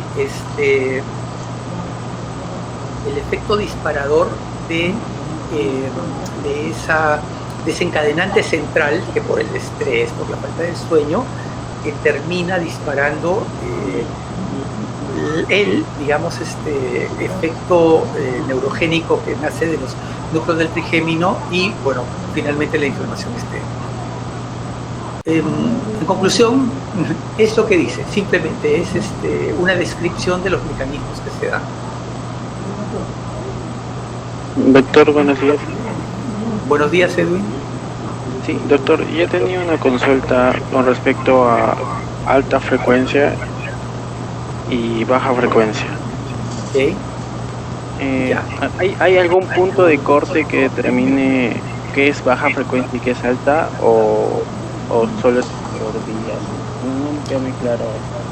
Sí, hay puntos de corte que ustedes los van a encontrar probablemente de manera distinta dependiendo del texto que ustedes consulten, pero quizás podríamos hablar de alta frecuencia cuando estamos hablando de más de 2 crisis en una semana, ¿ya? No es una pregunta de examen porque no, repito, van a encontrar textos en los cuales ponen el punto de corte en otro punto, pero digamos, la pauta que en lo particular que he utilizado toda mi carrera ha sido más de 2 crisis en una semana, o sea 3. ¿Alguna otra pregunta? Sí, doctor. Sí, Vicente, ¿qué? Sí, doctor, quiero preguntar acerca acerca de la cafeína, es que te consumo de manera rutinaria para los pacientes. Sí, en realidad habrán notado ustedes que dentro de los medicamentos que provocan dolor de crisis de migraña está la cafeína, ¿no? Y de hecho a los pacientes migrañosos se les debería decir evite el café. Sin embargo, también deben haber visto presentaciones, más de una presentación, de medicamentos que se promueven, sobre todo publicitariamente para la migraña, que contienen cafeína.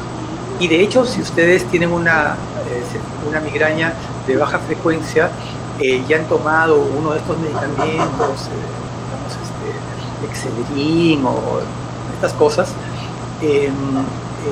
a pesar de que tienen cafeína, les calma el dolor. Entonces, ahí hay una contradicción que tiene que ver con el momento en el cual utilizan la cafeína, ¿no? Aparentemente la cafeína no es estrictamente que calme el dolor, sino que de alguna manera contrarresta los mecanismos que durante la crisis provocan un cierto grado de digamos, atontamiento, ¿no? Que con la cafeína como que uno tiene una sensación de bienestar inmediato. De hecho, habrán visto ustedes que la literatura médica, los textos que ustedes van a consultar de terapéutica, no mencionan la cafeína para el tratamiento de la migraña. Por ende, el comentario que haces y esta contradicción, más que nada, digamos, nos trae a colación el hecho de que efectivamente resulta una contradicción de que muchos de los productos comerciales que se promueven para la migraña contienen cafeína. Doctor, mi duda es sobre el tipo de cefalea que mencionó. Mencionó un tipo de cefalea que era una cefalea tensional con migraña. En cuanto a su sintomatología, el paciente va a ver si me va a recibir cómo es que le duele o si va a ser de manera distinta en el encéfalo. El tipo de dolor en esa cefalea mixta, me dijiste, ¿no? ¿Cómo es el tipo de dolor para identificar? Perfecto. Eso me invita, lamentablemente estoy viendo que el tiempo se me está pasando, a pasar al siguiente capítulo para contestar tu pregunta y a la vez poder responder a las características, para comenzar, de una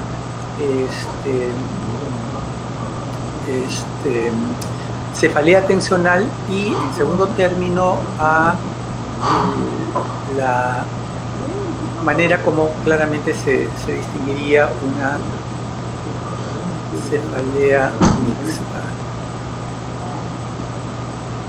Ya. ¿Se está viendo la pantalla, Marjorie? Sí, doctor, sí se ve. Ya. Miren, para comenzar, la cefalea tensional, si nos parecía fuerte la incidencia de la migraña, encontramos que resulta siendo más frecuente todavía, ¿no? Porque se describe una prevalencia de 69% de la población general. ¡Wow! Correspondiendo 66% de la forma episódica y 3% de la crónica recurrente. Sin embargo, la gran mayoría no llegan a la consulta. ¿Por qué? Porque suele ser, digamos, ¿a quién no le ha dolido la cabeza alguna vez que ha estado estresado o no ha dormido o lo que sea? Nadie va a la consulta porque una vez cada 3 años me duele la cabeza cuando me he amanecido o cuando he renegado, ¿no? Y por eso es que, siendo relativamente en una prevalencia alta, su carácter ocasional prácticamente lo hace menos relevante. Sin embargo, obviamente ese 3% que tiene forma crónica, que si es el 69% de la población, se convierte en una magnitud de número de personas relativamente importante, obedece a que tengamos que reconocer que la cefalea tensional es la segunda cefalea más frecuente y constituye, junto con la migraña, el 90% de las cefaleas primarias. ¿Ya? También la cefalea tensional es más frecuente en mujeres, llegando al 70% de los casos. ¿Ya? Puede comenzar a cualquier edad, ojo, con una media de 40 años, a diferencia de la migraña, que generalmente comenzaba en jovencitos. No, acá un paciente puede comenzar con cefalea tensional a los 40, 50, 60 años. ¿Ya? Antes se conocía como cefalea ordinaria por estrés psicogénica, es un poco la pregunta que puso uno de sus compañeros. Y claro, obviamente cuando el paciente le decían, no, usted tiene una cefalea psicogénica, el paciente se molestaba. ¿Quiere decir, usted me está diciendo que yo me estoy imaginando que tengo dolor de cabeza?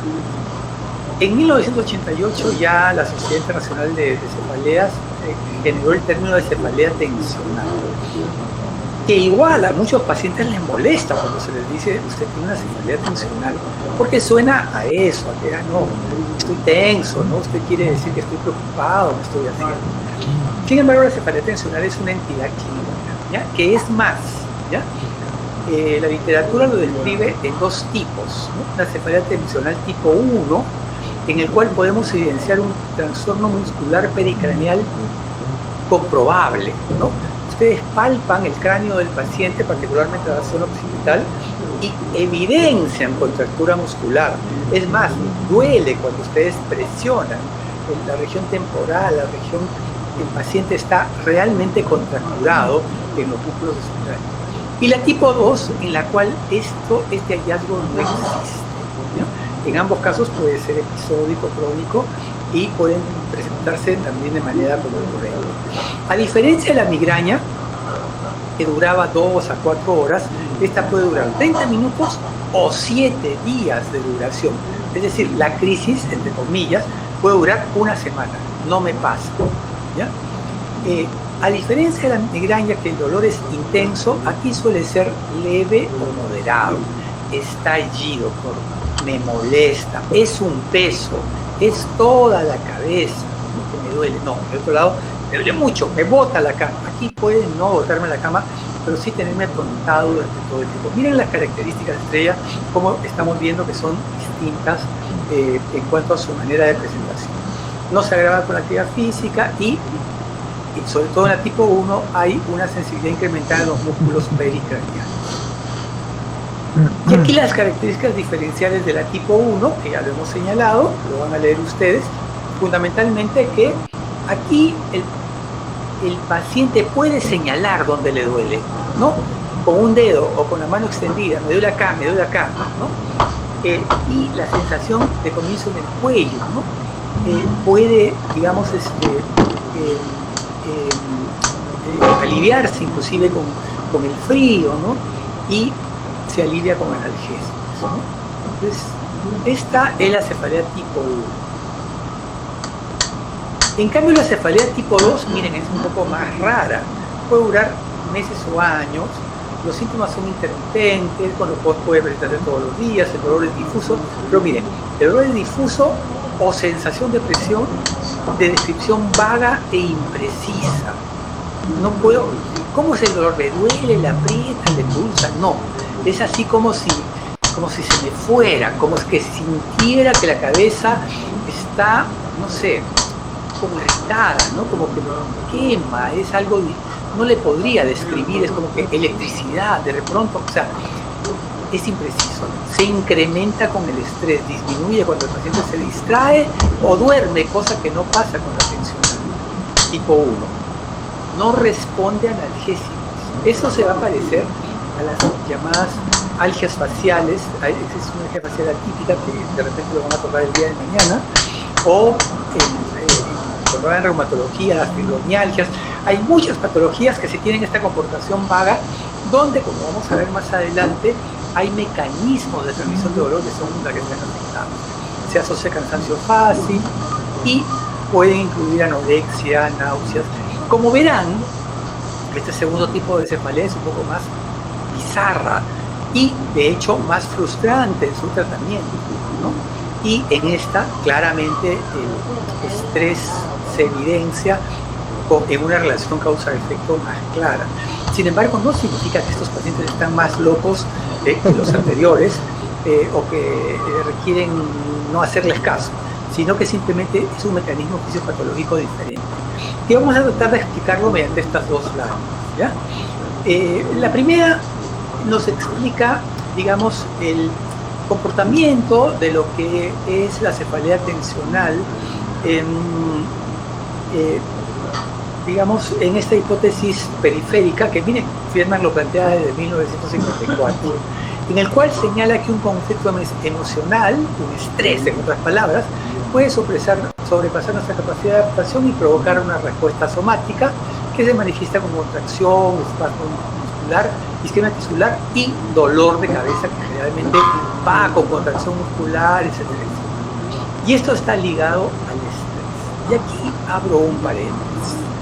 El estrés, estimados alumnos, y quienes no están por semiología, de repente también les comenté este hecho, es una reacción fisiológica de los seres vivos, de los seres animales. El estrés es esa activación que nuestro sistema nervioso, digamos, desencadena de manera involuntaria cuando algo nos amenaza. Cuando de pronto hay un temblor que de pronto continúa, estoy seguro que si en este momento comienza un temblor muy fuerte, yo voy a tratar de mantenerme lo más calmado posible, voy a seguir hablando, pero mi corazón, quiera o no, va a latir más deprisa, mis pupilas se van a dilatar, mis, digamos, bronquios se van a dilatar y mis músculos se van a contracturar para prepararme por si es que de pronto una de las paredes de mi casa se cae hacia mí, yo pueda salir corriendo con una agilidad que nunca hubiera tenido si no se hubiera desencadenado esta sensación esta reacción de estrés que, como sabemos, está mediada por sustancias adrenérgicas y que ejerce sobre a través del sistema simpático, parasimpático, digamos, estos efectos de vasodilatación, contracción muscular, etc. Entonces, todo eso es lo que hay dentro de un estrés agudo, un estrés fisiológico. Cuando el estrés se hace crónico, que es la historia de nuestros últimos siglos, digamos, porque ya no puedo hablar de últimas décadas, solamente cuando el estrés ya se hace crónico, entonces ya esa vaso con, digamos, constricción, esa contractura muscular que ya no es aguda sino crónica, ciertamente los músculos no hacen dar cierta sensación de estoy un poco agarrotado y que con unos masajes me siento muy bien, ¿no? O con algún ejercicio de distensión, esas pausas activas que espero que estén haciendo ustedes y también yo durante este periodo de digamos, estar aislados en nuestros domicilios, pero que en el caso del cráneo no hay forma que hagamos un movimiento que estire nuestro cráneo. Entonces allí los músculos están contracturados y por eso terminan por doler, porque liberan sustancias algógenas, etcétera, que provocan este dolor. Entonces, ciertamente lo que les quiero decir es que la cefalea tensional tiene estos mecanismos fisiopatológicos claramente identificables y que por eso en la tipo 1 yo palpo el cráneo, palpo los núcleos temporales y se provoca propiamente el dolor a la contracción.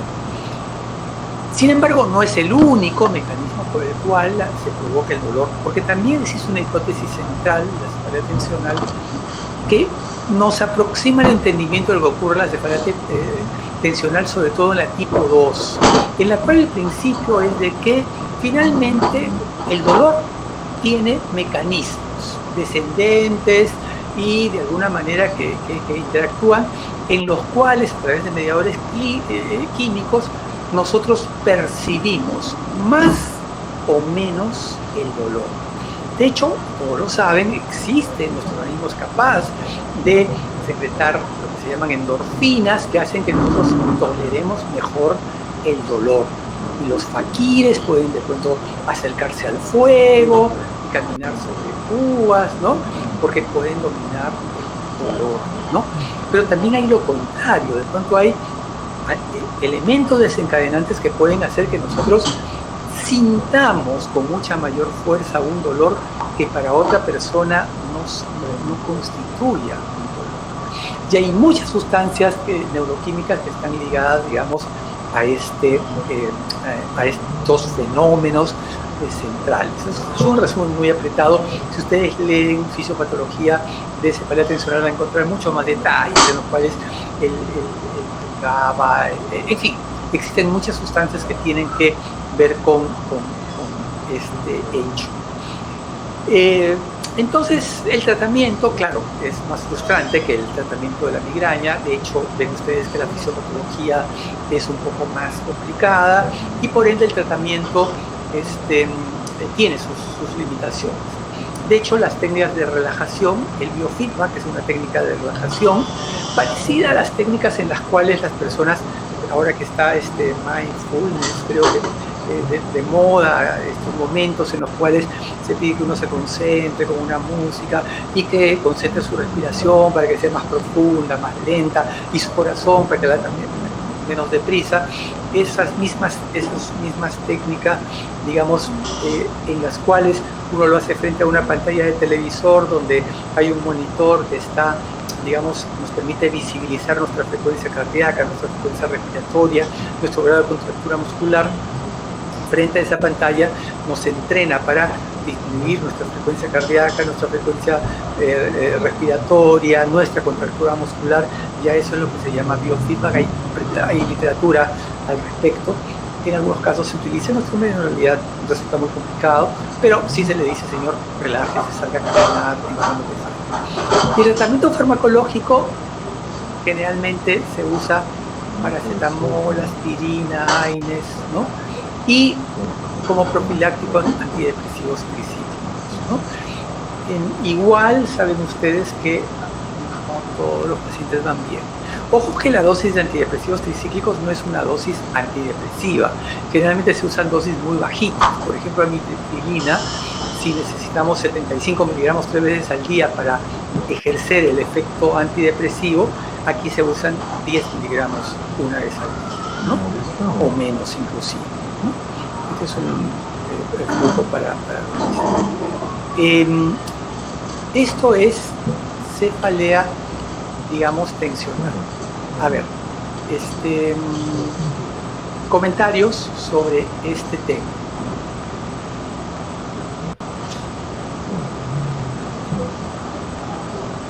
Preguntas, comentarios. Doctor, yo tengo una consulta. Ok, Jordano, dime. En la migraña, no, en un aspecto, una forma de manifestar un tipo que es de baja frecuencia, de estas crisis, que tiene un poco de invalidantes, que no hay una complicación, no hay una precisión de complicaciones.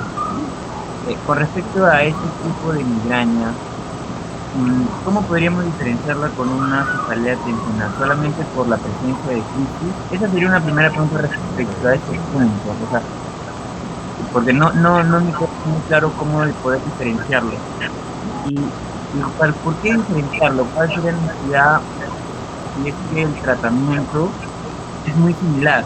O sea, a nivel no farmacológico, vemos que hay técnicas de relajación y a nivel farmacológico hay empleo de analgésicos, salvo por la parte de los antidepresivos, ¿no? Entonces quizás sería que esta cefalea tensional está asociada con cuadros de depresión, podría ser, o los antidepresivos es por otro mecanismo.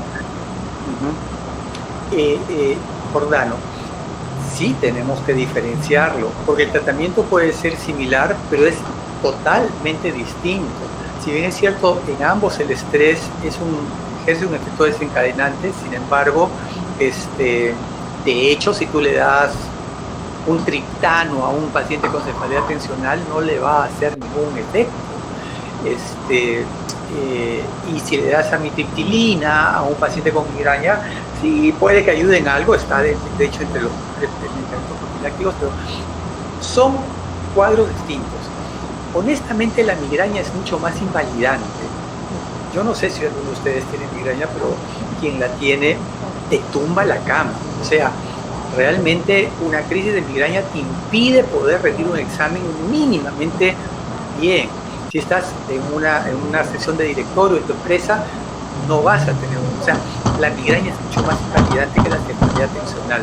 Son dos entidades distintas. Igual la cefalea tensional, digamos, te afecta, te limita, y por eso es que también requiere tratamiento. Pero son dos cuadros diferentes.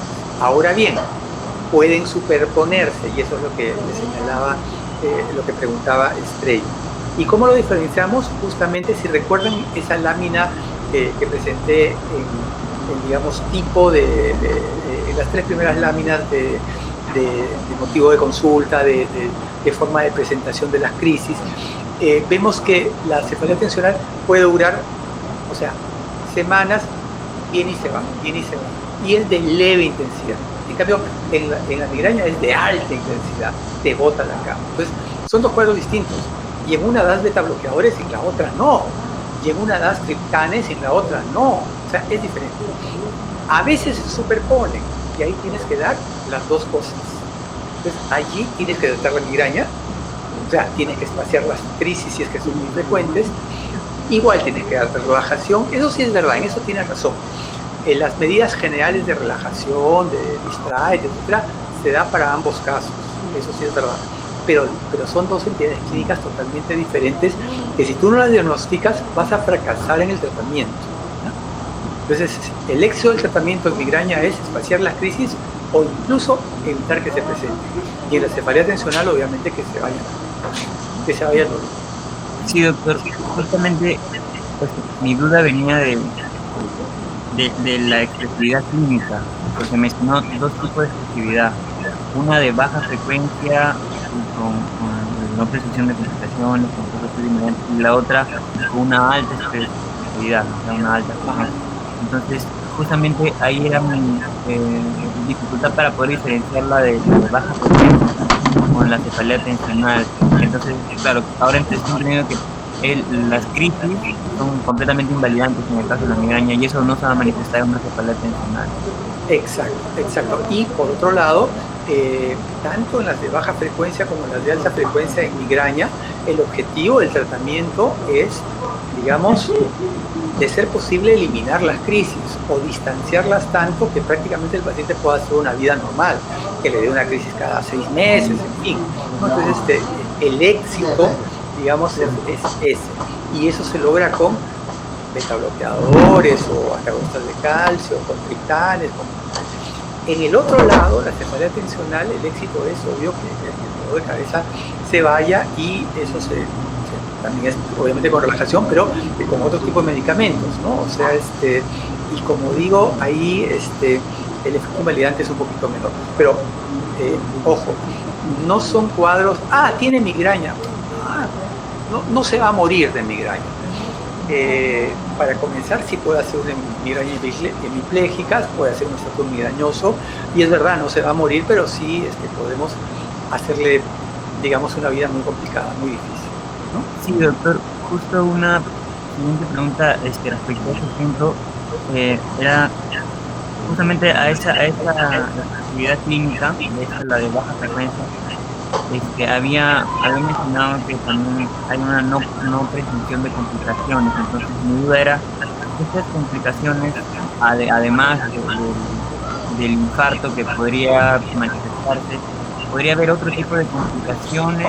¿Solamente se daría migraña en cefalea tensional? No. Y los signos de presunción que tenemos que tener en cuenta, quizá podría ser, una hemiplegia de presente familiar. ¿Hay otros signos? ¿Solo Fundamentalmente los signos que hemos señalado nos permiten distinguir una cefalea primaria, tanto la migraña como la cefalea tensional son cefaleas primarias. Vamos a ver que la cefalea en racimos también es una cefalea primaria, de una cefalea secundaria que sí obedece a un problema que tiene que ser tratado.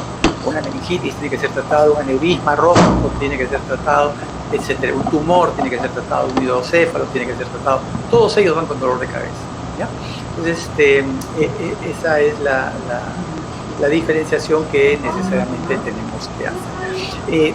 Veo que he tenido un problema con el tiempo, por lo tanto voy a tener que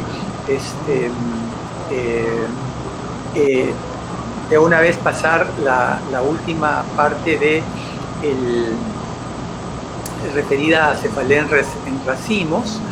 Marjorie, por favor, ¿a qué hora tienen su siguiente actividad?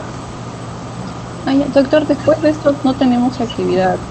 Ok, le voy a pasar unos 10 minutos, les pido perdón, por favor, para poder concluir esto más brevemente. La cefalea en racimos es el tercer punto que el sílabus nos otorga. Como ven ustedes, el tiempo que voy a dedicar a cefalea en racimos va a ser menor porque la frecuencia va bajando, la relevancia va bajando. En migraña me he dedicado más tiempo porque es donde hay un tratamiento más efectivo, una fisiopatología más conocida, un efecto invalidante mayor, un mayor éxito terapéutico, etc. Cefalea tensional en segundo lugar, no es que diga que sea menos relevante, pero en segundo lugar, y cefalea en racimos en tercer lugar, porque la frecuencia es menor, ¿no? De hecho, es poco frecuente, 0.5%, y de alguna manera esto, las características, y por eso se llama cefalea en racimo, su presentación, a diferencia de la migraña, donde puede ser una crisis cada semana o 2 crisis a la semana, aquí pueden haber una crisis 3 veces al día, 3 crisis al día, 4 crisis en un día, ¿no? O una crisis diaria durante toda una semana. Y después desaparecen las crisis por 6 meses. Por eso se dice en racimos o cluster, el dolor de cabeza.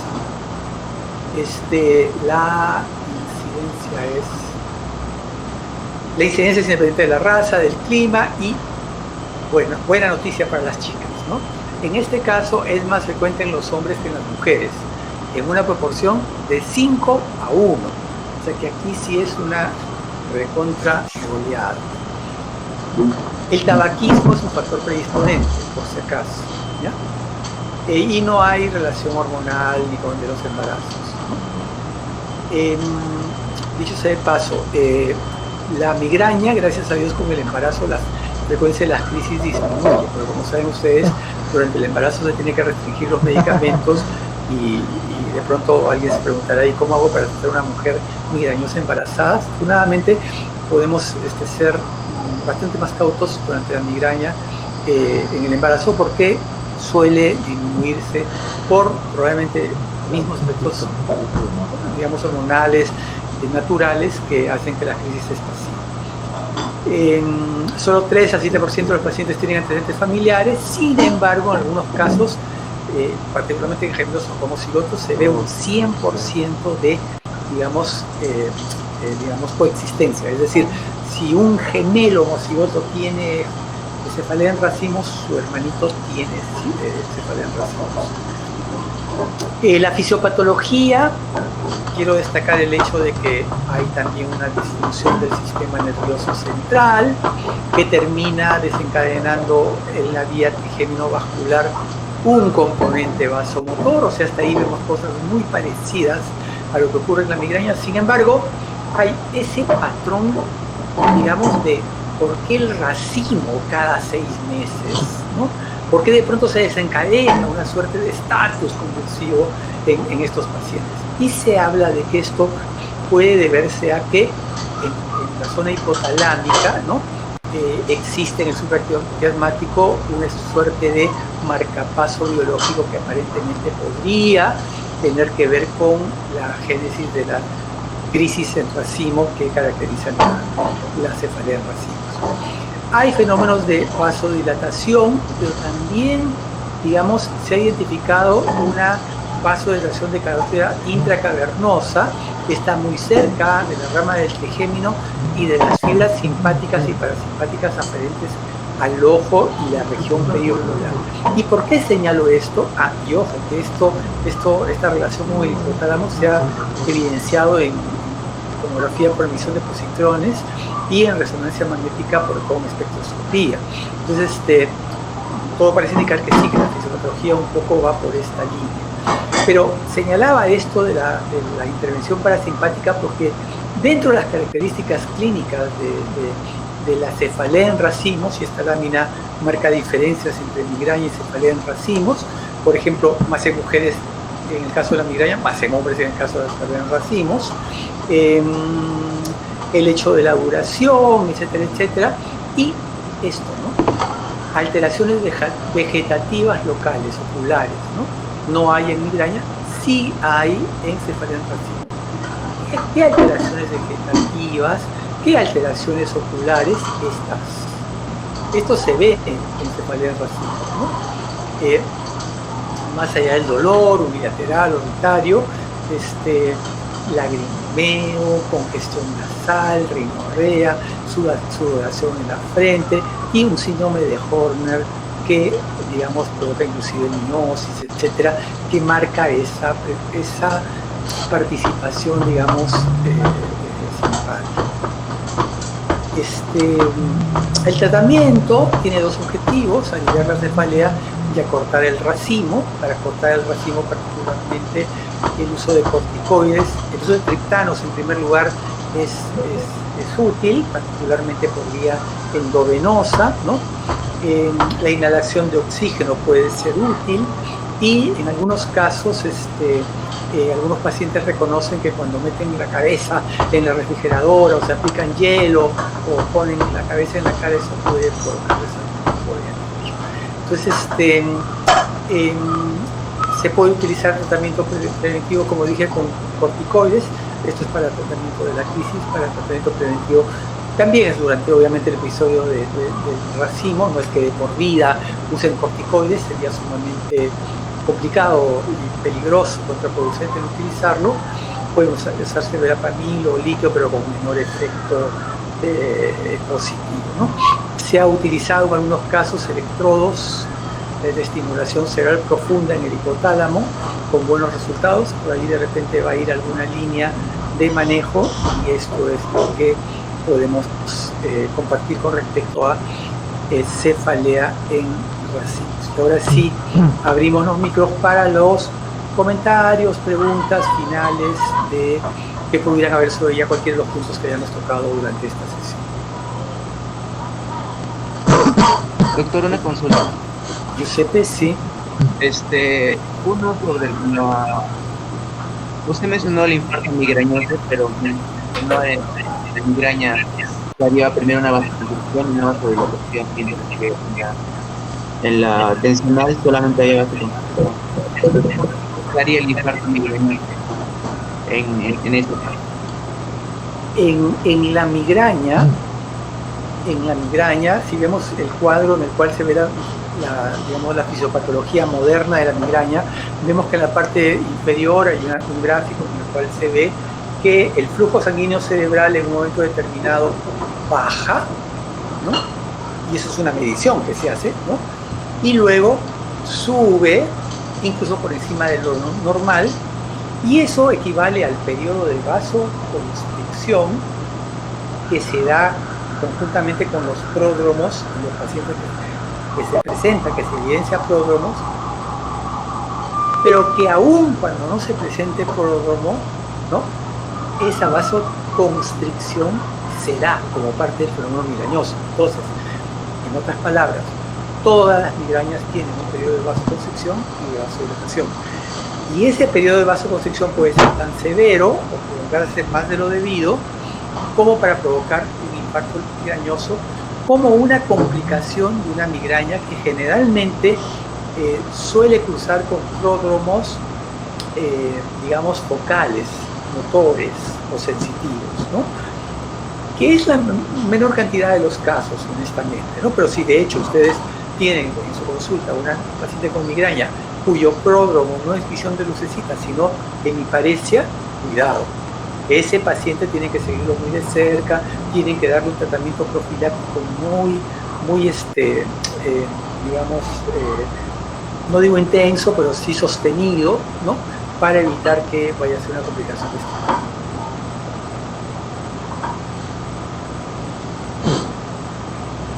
¿Algún comentario, pregunta adicional?